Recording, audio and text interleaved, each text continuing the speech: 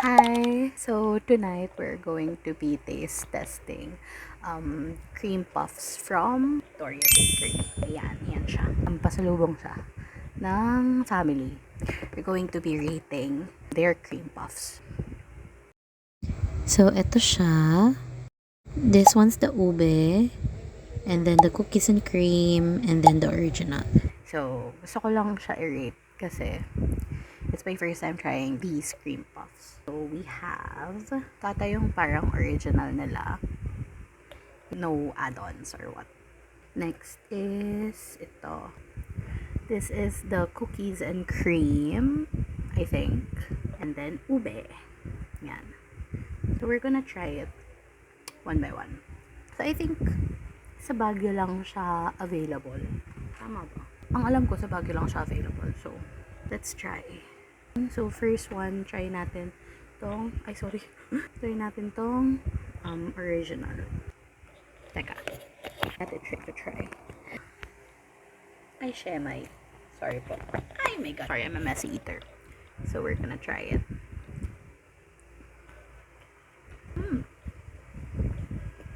Good.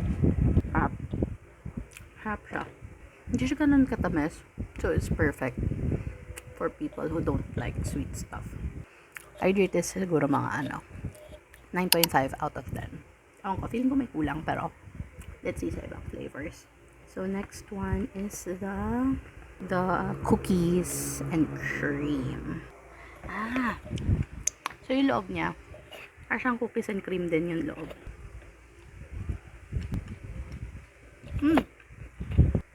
Well, ito mas may flavor since cookies and cream nga siya. Gusto ko siya. It's 10. 10 out of 10 for me. This last pala is the ube one. Gusto ko yung marami ube. Teka. Wait. Hindi ko sa ube. Teka. Break it down. Ay, my God. Ang purple. Wow, borahe siya. Ayun laman niya. Dami. Perfect. Ito ang 10 sa akin. 11 out of 10. 13 out of 10. If you know, you know. Borahe. Ang sarap. Ang sarap. What the hell? Kinat ko pa. Ay, ito yung mauubos ko. It's oozing. Sarap. I love it. Out of all the flavors, pinakagusto ko yung ube. Then yung cookies. Then yung original. Actually, tayo lang yung cookies tsaka yung original. Sarap. Shit. I love it. I love it. Okay.